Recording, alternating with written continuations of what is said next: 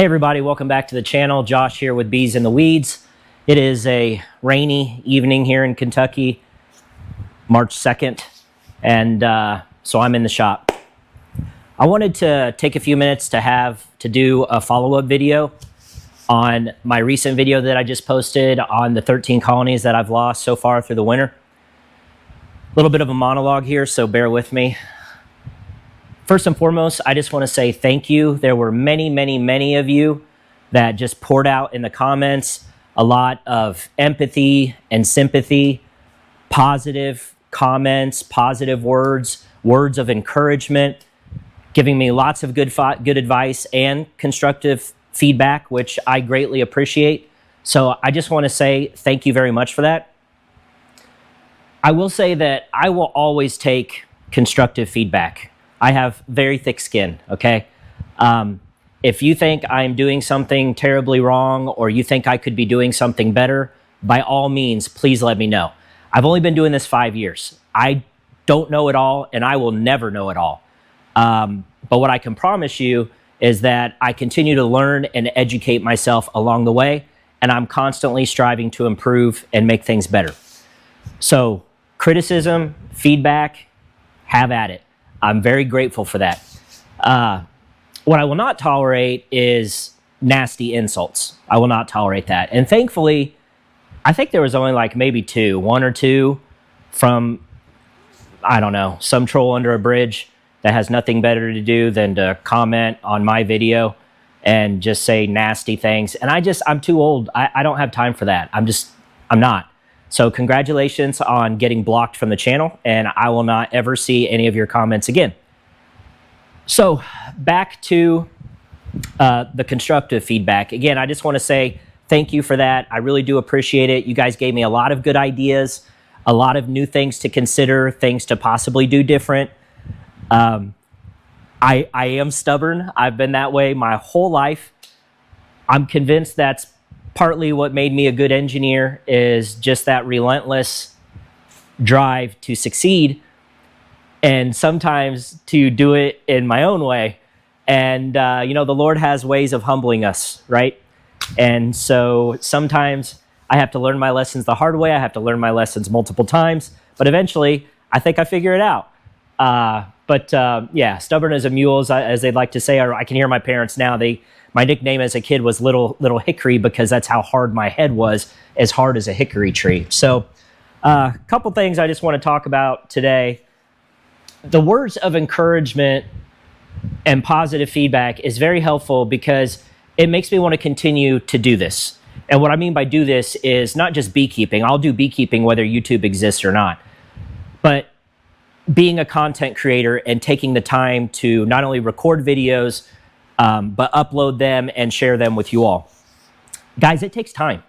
It takes a lot of time. It probably takes me twice as long as the average beekeeper to do all this and record while I'm beekeeping, setting things up, tearing it down, doing all the video editing, uploading to YouTube, all that stuff, writing descriptions, coming up with photos. All of that takes time. And it's extra effort and energy on my part that quite frankly, I don't have to be doing.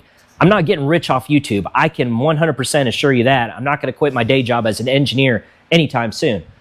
But when I hear from you all and it's positive, it's uplifting, it's encouraging feedback, and we talk to each other and we bounce ideas off of each other, I mean, that motivates me. That motivates me to want to continue to do this. When it's nasty comment after nasty comment or nothing but tearing down, I mean, who's going to want to be motivated to produce content to receive that type of feedback? Not anybody I know. I don't know. Maybe there's some glutton for punishment out there. I don't know. But again, thankfully, it is a very small amount of nasty comments that I get on this channel. And for that, I am very grateful. So I just wanted to say thank you for that. Again, I'll be the first to tell you that I don't have all the answers. I am constantly learning. You know, looking back from what I knew when I first started to 5 years later now, I'm pretty amazed how much I've learned, just what that growth and that journey looks like. I'm excited to see what the next 5 years looks like. What does 5 years after that look like? You know, I think we should all be striving to learn. I will say this, and I'm going to try not to go off on a little bit of a tangent here, but I do want to talk about this before I get into what I think went wrong. We as beekeepers are the less than the 1%ers. And what I mean by that is, I heard a statistic, was it Jim 2, maybe on one of his podcasts? I think it was. Say something along the lines that 1 out of every 1,000, was it 10,000? I don't think it was that much. 1 out of every 1,000 people is a beekeeper. And, you know, it takes a certain type of person. It takes a certain mentality. How many people do you know that voluntarily take up a hobby that involves you being surrounded by thousands of stinging insects, right? Potentially a lethal hobby. I mean, you can die if you're truly allergic from bee stings, right? Thankfully, very few people in the population are truly allergic. But we're the 1%ers out there, the less than 1%ers. Why are we overly critical of each other in a non-constructive way? Why? If you've talked to me for any length of time, you know that my absolute number one biggest pet peeve is when somebody tells me you can only do this way in beekeeping. Drives me insane, because I don't care what this is, you're wrong. There are so many different ways to successfully keep bees. Bottom line, why do beekeepers squabble and bicker over meaningless nuances? What you do works for you. What I do works for me. What he does works for him. What she does works for her. Congratulations, we're all successful. This is great. We should be celebrating this, not tearing each other down.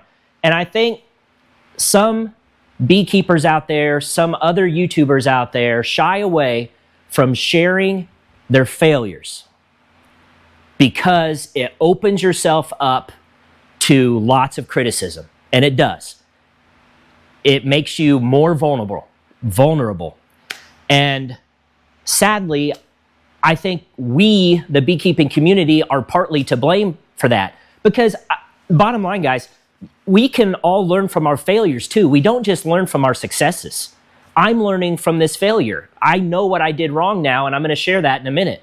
But we need to be building each other up in the community. We need more beekeepers, not less. The retention rate is already stupid low. It's something like 15% of people that start beekeeping stay beekeeping. And you want to rip on and discourage the remaining 15% that's doing their best to try to help these pollinators and stay in this really nice hobby? I mean, come on, guys, we're better than that. We should be better than that. Constructive criticism and feedback is fine. It's the nastiness, right? And I see it not only on YouTube, guys, I see it on Facebook all the time, way more than I should see it, way more. Not just 1% of the time or something like that. And I'm just thinking to myself, what are you doing? What are you doing? Why are you doing this? Why? Especially with beginners, they don't know. I didn't know anything. I still don't know much, right? I feel like I know a fraction of what there is to know. And to just overly criticize somebody or just write nasty comments or be an internet troll or a keyboard warrior behind your computer screen or your iPhone or your laptop is just, man, it's not helping us. It's not helping the beekeeping community. We need to be more positive. We need to be more encouraging, and we need to help each other and lift each other up. I'll get off my soapbox. Sorry for that rant. It just really irks me, and I think we need to do better. So let's talk about my screw-ups, and let's talk about what I think went wrong. So I had an extensive conversation with Kent Williams over this past weekend. We were both at the APIS Rescue Research Conference in Frankfort, Kentucky, and poor Kent, I was able to corner him for a while and pick his massive brain on what I did wrong. And I think I've come to a couple conclusions. And my smart subscribers and audience out there, you guys got a lot of it right. You guys were spot on in a lot of your comments. One thing that I did wrong is, you guys know that for the most part, I've ran singles my entire beekeeping career, which I'm seriously second guessing that. Only in the sense of taking maybe a larger colony into winter, okay? I'll get there in a minute.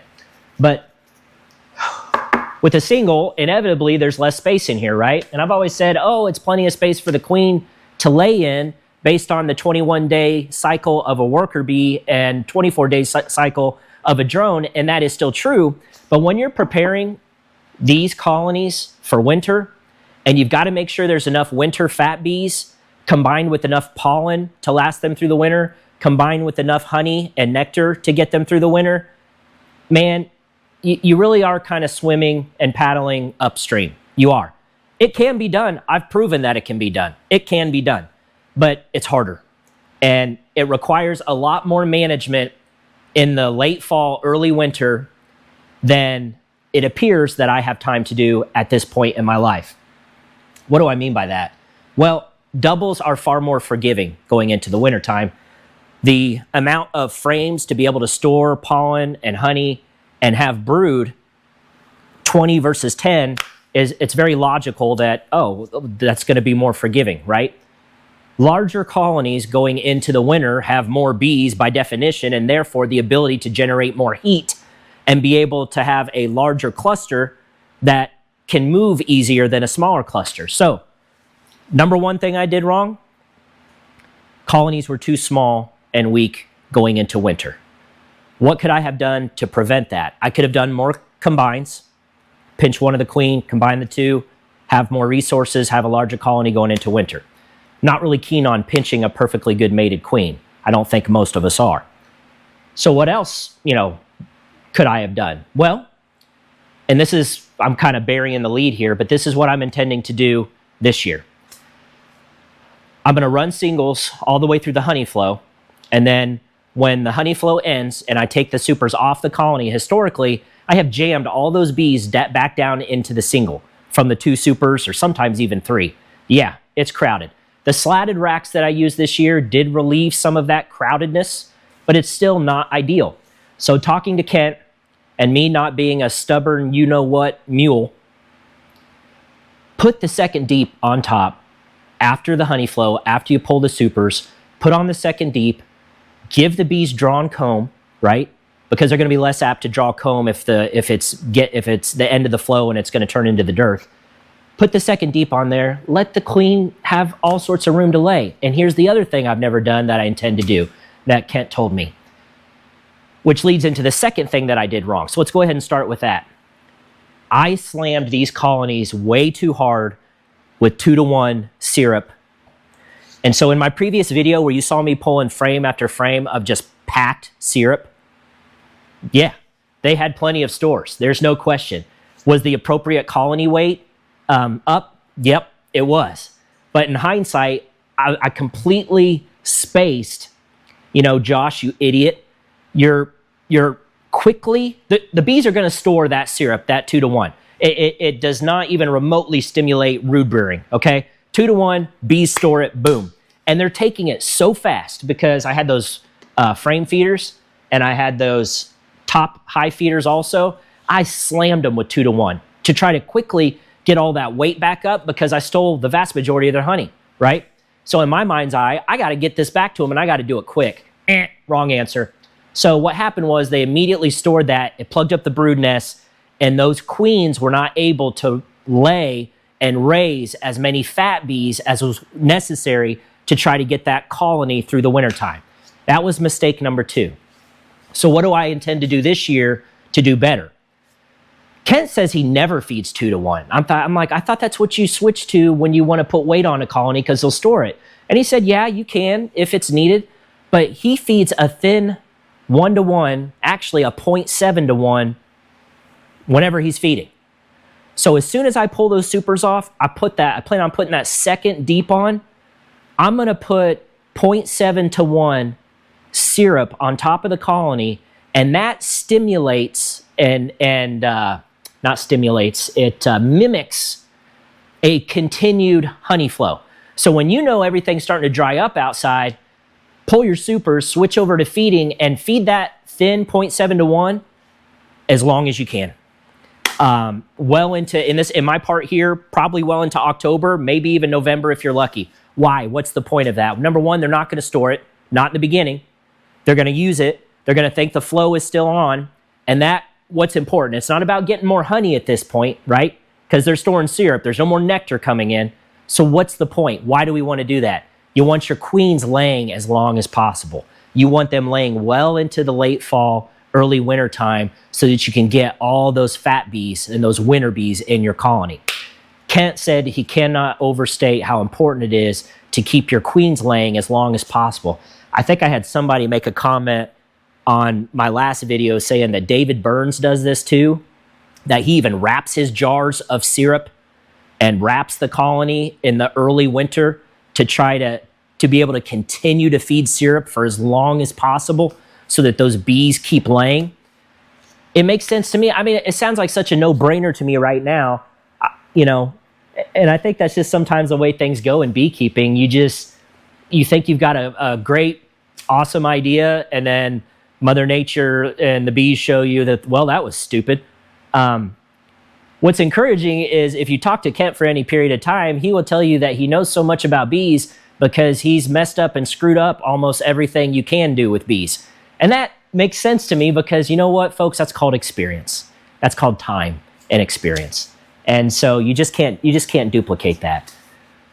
So that was stupid mistake number 2. Number 1, colonies too small going into the winter, largely due to number 2, me slamming them with feed way too hard and too fast. So what did that result? Well, that resulted in, over time, that cluster getting smaller and smaller and smaller through the winter as bees died off, and the queen just wasn't laying or laying as much to be able to keep up with it because you know what? It's the middle of the winter. She's not supposed to be laying that much, right? So they just got smaller and smaller and smaller. And while I said they didn't starve, you know, you don't really know that because bees can starve just a few inches away from food. And that could be what happened. If that cluster was so small and so tiny, you know, a cluster can't, when it gets below freezing, that cluster cannot move very far at all. Maybe a millimeter or 2 a day. That's not very far. So even if the food is that far away, the bees can starve. And if they do have open brood and larvae and eggs, they will not leave it. They will stay over that brood, vibrate their wing muscles, and try to keep it warm because they know they're dead if that brood dies. Eventually, they're going to get too small and die, which is, I think, what happened in a lot of the ones that I lost. So ultimate cause of death was likely freezing because it got so cold that that cluster was unable to move to the food that was right next to it. The other thing that many of you pointed out, rightfully so, that there appeared to be a lack of pollen in the hives, and I agree. I do think there was a lack of pollen. Some of you asked if I attribute that to anything that I've changed over the last 2 years that I've had these losses versus the first 2 winters where I had no losses. And I got to thinking about it, and I don't think this is the reason, but I made my own emergency feed, whatever you want to call it, during the winter, the first 2 years. And it had some pollen substitute in it. Not much, but a little bit of protein, had some pollen sub in it. The past 2 years, I've just used Hive Alive fondant patties, and that's it. 0 protein in there. Do you need to provide a protein substitute during the winter time? That can cause problems too. If you put too much protein in there and the bees get stuck inside, it can directly lead to nosema because the bees can't go out and defecate. They're not going to defecate in the hive, and it can get bad. Do they need a little bit of protein for the winter? Yes, according to Kent. So how do you provide that? Well, you ensure that there's enough pollen in the colony before you go into winter, or maybe you provide just a little bit of a winter patty that has a 4% protein mixture and the rest sugar. I think Data has some of those AP23s, or if you look around, there are some winter patties that have just a little bit of protein in them, and that's why. To my knowledge, the Hive Alive fondant that I've been using has 0 pollen in it. So I plan on, I really like the Hive Alive, don't get me wrong, still a big fan. But I think I need to supply some small form of pollen. So I may put a small amount, and I mean small amount, of a winter patty in there just in case they need it for that little bit of protein for brood rearing. So, but that is the other thing I noticed too, going back and watching. I was like, man, I'm not seeing any pollen anywhere. And why bees don't need a ton of pollen in the wintertime they do need a little bit. And Kent made sure to let me know that. So